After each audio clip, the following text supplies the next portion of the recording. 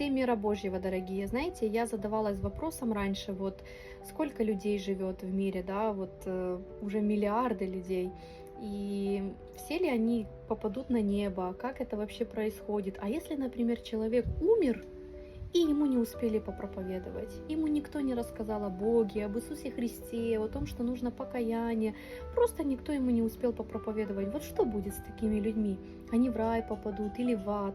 Что с ними будет? Я задавалась этим вопросом, но знаете, на самом деле каждому дается время, и каждому Господь продлевает жизнь. Наша жизнь, она рано или поздно уже у всех должна была как-то закончиться, еще причем в раннем возрасте, не просто в старости где-то, потому что у каждого были какие-то смертельные ДТП, или там мы там тонули, или еще какие-то моменты были, что ты был как будто на грани уже смерти, что вот жизнь твоя сейчас уже окончится. Но Бог продлевал время, Бог дает каждому человеку время, и не будет ни одного человека, который сможет предстать пред Богом и сказать: ну, мне никто не рассказал про рай за всю мою жизнь, никто мне не рассказал о Боге, об Иисусе Христе.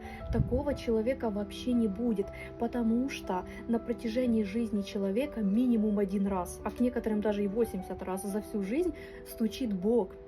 Через церковь, возможно, тебя звали в церковь, проповедовали на улице. Бог посылает пророков и Божьих людей, продлевает время нам на этой земле, дает время. Но как мы его используем, это время, на что мы его используем?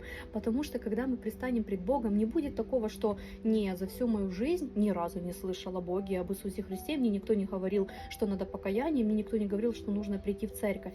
Каждому человеку будет отпроповедано, и каждому человеку Господь дает выбор. Бог очень справедливый, Он любящий, милует и долготерпит. Он дает время людям, Он дает покаяние людям, время на покаяние. Бог дает Божьих людей, посылает, чтобы проповедовали, поэтому каждому из нас проповедовалось. И даже когда происходили какие-то ситуации, когда мы были просто уже на грани смерти, этими даже ситуациями Бог просто показывал, что надо включиться, надо задуматься, надо покаяться, и каждому человеку отпроповедано было или будет отпроповедовано перед тем, как Господь предстанет человек пред Богом. Поэтому надо ценить эту жизнь, она очень короткая на этой земле на самом деле. Надо успеть исполнить волю Божью.